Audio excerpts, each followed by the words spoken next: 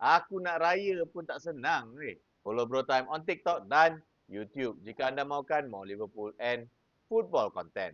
Kepada fans-fans yang cakap trust the process tu, aku harap korang sedar lah sekarang ni yang lepas ni kita dah tak ada benda nak proses dah. Jujur aku cakap dengan korang, aku terkejut dengan cara kita main semalam. Bukan pasal kita tak pernah kalah sebelum ni. Tapi semalam aku rasa kita main lagi teruk daripada apa yang kita main sebelum.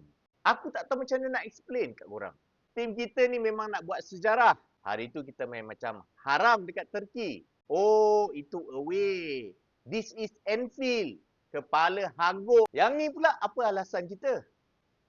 Kita seri dengan Spurs yang bukan sahaja tak ada tunggak utama mereka, tapi yang tak cukup substitute. Siapa tah dia orang bawa ni? Ni semua youngsters aku rasa dia orang bawa.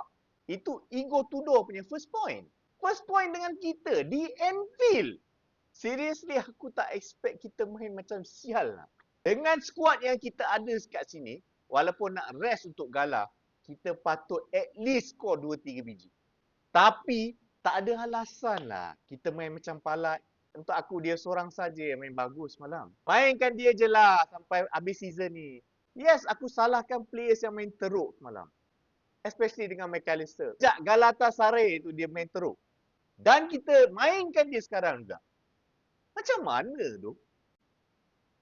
Yang striker ni kau jangan cakap lah kan. Sepak tah ke mana, ke laut pun aku tak tahulah.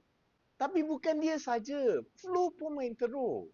Most of the team tak gel together. Salah yang masuk pun main teruk. Tapi dalam banyak-banyak orang yang aku pandang, jatuh kat mangkuk ni juga. Cuba aku tanya korang soalan. Players yang kita ada dalam team kita sekarang ni, korang rasa kalau under Pep Guardiola, korang rasa kita teruk macam ni ke? Tak payah Pep lah, bagi Abang G je. Kalau bagi kat dia, kau rasa teruk lagi ke? Kita dah memang teruk. Aku lagi rela ambil Steven Gerrard daripada this manager yang clueless, uninspired dan bodoh. Yang tak tahu nak motivate players pun. Yang lurus bendul. Yang aku tak tahulah. Macam ni ke moral kita? Nak menentang Gala di Anfield nanti? Aku rasa Okan Buruk tengok game pagi tadi. He will come to Anfield lagi confident to get a result. Sack him lah FSG. Enough lah. Kalau Arne Slot kena sack, aku buat kenduri makan-makan lah dengan followers. Speechless, bye. Kita tengok sajalah.